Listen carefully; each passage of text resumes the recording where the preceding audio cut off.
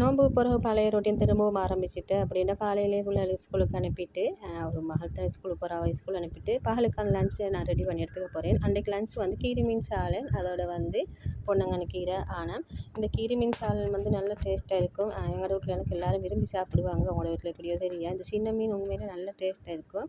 கீரி மீன் சாலன் கொண்டு வந்துட்டு அதை கையாலே நல்லா க்ளீன் பண்ணிக்கணும். இதுக்கு எந்த கத்தியும் எதுவும் தேவையில்லைனபடி கையாலே க்ளீன் பண்ணி எடுத்துக்கணும். இந்த க்ளீன் பண்ணின போகிற இதை கழுவுறதுல தான் இதோட அந்த பிளால் வாசனை மாதிரி அடிக்காது. நீங்கள் இதே மாதிரி நீங்களும் செஞ்சு பாருங்கள். இப்போ மீனெல்லாம் கழுவின பிறகு கொஞ்சம் தேசிக்காய் நல்லா புளிஞ்சு ஊற்றிக்கோங்க.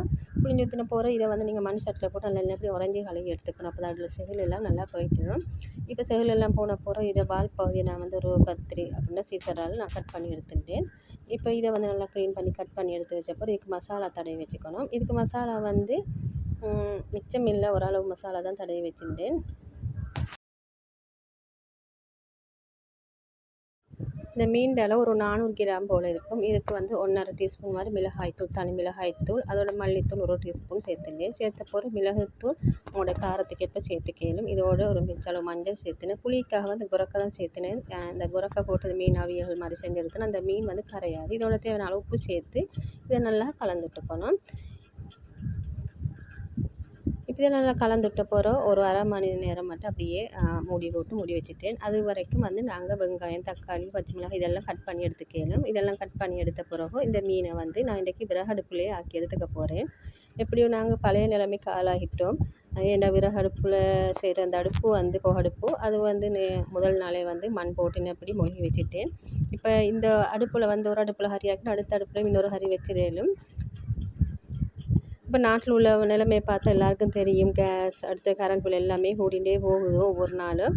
இப்போ இந்த அடுப்பில் வந்து நெருப்பை வச்சுட்டு அடுத்து வந்து மண் சட்டி வச்சுக்கலும், இல்லாட்டி உங்களுக்கு இரும்பு சட்டியும் வச்சுக்கலாம். இரும்பு சட்டியில் வந்து 2 கரண்டி மட்டும் தேங்காய் சேர்த்துனேன். தேங்காயோட கடுகு வெந்தயம் போட்டுக்கணும். அது நல்லா பொரிஞ்சு வரசில் ஒரு வெங்காயத்தை அப்படி கட் பண்ணி போட்டுக்கோங்க. அதோட பூண்டு போட்டுட்டேன். பூண்டை நல்லா தட்டி போட்ட போகிறோம். இதை நல்லா கலந்துட்டுக்கணும். கலந்துட்ட பிறகு இதோட கொஞ்சம் பச்சை மிளகாய், தக்காளி சேர்த்து இதெல்லாம் கலந்துட்டுருந்தேன். இப்போ இதுக்கு கொஞ்சம் கருவேப்பிலை சேர்த்துனேன். கருவேப்பிலை வந்து அன்றைய நாள் வந்து காஞ்ச கருவேப்பிலை மாதிரி தான் இருந்துச்சு. இது இப்போ கோடை காலத்தில் கருவேப்பிலை தேடுதுன்னு கஷ்டம். இப்போ கருவேப்பிலை கொஞ்சம் சேர்த்துனேன். இது நல்லா கலந்துட்டுருந்தேன். உங்களோட விறகு அடுப்புகளுக்கு இன்னும் இப்படித்தான் இந்த ஒரு இது மாதிரி குழல் மாதிரி வச்சு இன்னும் ஊதிட்டு அது நல்லா எரியும். இப்போ நல்லா கேஸில் மாதிரி நல்லா எரியுது.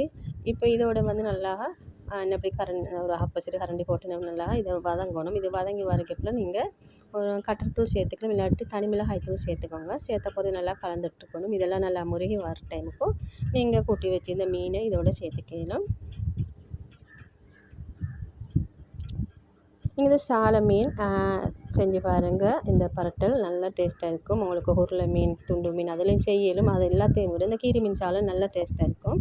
இப்போ எல்லாம் போட்ட பிறகு இதை அந்த மண் சட்டியில் மாதிரி இருந்தேன். கொஞ்சம் தண்ணி ஊற்றி அதையும் கழுவி அப்படி ஊற்றிட்டேன். இப்போ இந்த மீன் வந்து ஒரு கொதியிலே டக்குன்னு வந்துடும். இப்போ இந்த வித கரண்டியும் போடாமல் உங்களுக்கு அப்படியே மூடி போட்டு வேக வச்சிடலும். ஒரு 5 நிமிஷத்தில் மாதிரி இந்த மீன் கறி நல்லா வெந்து வந்துடும். இப்போ ஒரு கொதி வரசில் நான் இறக்கி அடுத்த அடுப்பில் மாற்றிட்டு இப்போ இங்கே அடுப்பில் வந்து நான் அரிசியும் வச்சுட்டேன். இப்போ இந்த அடுப்பில் நெருப்பு பற்றின அடுத்த அடுப்பில் அப்படியே தாவி எரியும். இப்போ இந்த மீன் கறி நல்லா வற்றி வந்தது. இப்போ இதை அப்படியே வச்சுட்டு இப்போ கீரையை நான் ரெடி பண்ணி எடுத்துக்க போகிறேன். பொன்னங்கானி கீரை தான். இந்த கறி மெனு வந்து நாங்கள் எப்படியுமே லஞ்சில் தான் ரெடி பண்ணி எடுத்துக்குவோம். நோம்பு காலத்தில் இதை ஒன்றும் செய்யலை. மிச்சங்கால் நாளைக்கு போகிறவு தான் இந்த கறியை ரெடி பண்ணி எடுத்துக்கிறேன். இதுக்கு தேவையான வெங்காயம், வெந்தயம், அதோட கொஞ்சம் மாசத்தூள் சேர்த்துக்கோங்க. மிளகுத்தூள் கொஞ்சம் சேர்த்து தண்ணிப்பால், தேங்காய் பாலில் 2ஆம் பால் இல்லாட்டி 3ஆம் பால் சேர்த்துக்கணும். இதோட தேவையான உப்பு சேர்த்து வேக வச்சுட்டேன். இப்போ ஸ்கூல் விட்டு வந்துட்ட மகளும் எப்படியும் ஒரு 1:30 2 மணி போல் தான் 1:30 அந்த டைம் வார டைம் ஐஸையும் வாங்கின்னு வந்துட்டுதா. இப்போ கீரை கறியை பார்த்தா நல்லா வெந்து வந்துட்டுது. இன்னப்படி கலர் மாறி வர டைமுக்கும் உங்களுக்கு இதோட காஞ்ச மிளகாய் சுட்டு போட்டுக்கணும். காஞ்ச மிளகாய் சுட்டு போட்டு செஞ்சாலும் இந்த பொன்னங்கானி கீரை கறி நல்ல ஒரு மணம் வரும். இப்போ நான் அந்த அடுப்பில் தணலில் காஞ்ச கொச்சிக்கு 2 வச்சு இப்படி சுட்ட பிறகு அதை கழுவி கட் பண்ணி இதோட சேர்த்துட்டேன். சேர்த்த பிறகு இதோட நாங்கள் கட்டிப்பாலையும் சேர்த்துக்கணும், தேங்காய் பால் சேர்த்த பிறகு இதை வந்து கலந்துவிட்டு ஒரு கொதி வரசல் இதை நீங்கள் இறக்கி எடுத்துக்கோங்க. இந்த லஞ்சுக்காக இந்த மெனுவை நீங்கள் ரெடி பண்ணி பாருங்கள். டேஸ்ட்டும் அப்படியே இருக்கும். உண்மையிலே நீங்களும் இன்ஷா அல்லாஹ் ட்ரை பண்ணி பாருங்கள்.